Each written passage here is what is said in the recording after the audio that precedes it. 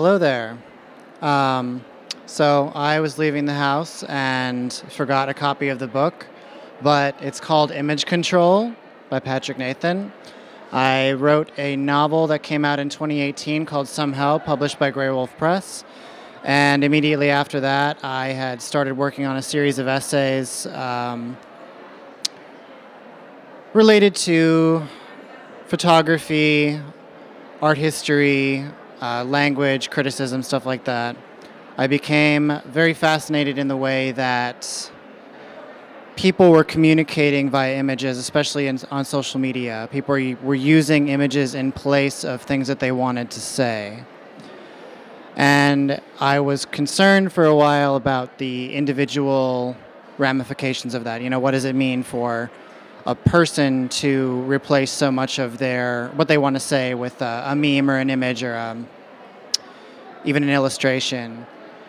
But then as the ramifications of the Republican nomination in 2016 and then the presidential win in 2016 became pretty clear, I realized that the individual implications of this were actually very much related to the political implications of it, and how communicating in images, sharing images, thinking in a very reductive, imagistic way is what directly leads to the vacancy of something like Trump.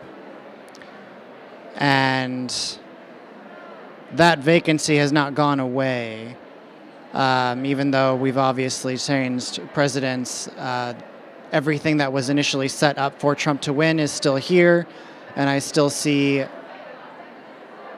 the same kind of structure set in place, including social media, but also the traditional media. I think the day that Biden assumed the presidency is a very interesting example of this, because all of the major newspapers and cable networks, who are very much still kind of on a residual high of the adventure that was the Trump presidency, put an enormous amount of effort into criticizing everything that Biden was doing in a very artificial way that made it clear that they are still on the kind of come down from this presidency.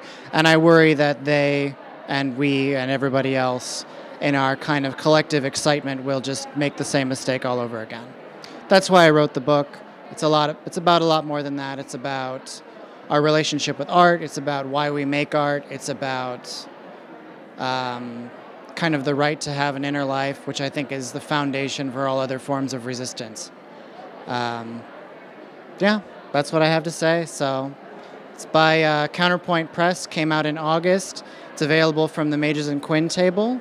I will be signing copies if anybody wants one, so thank you.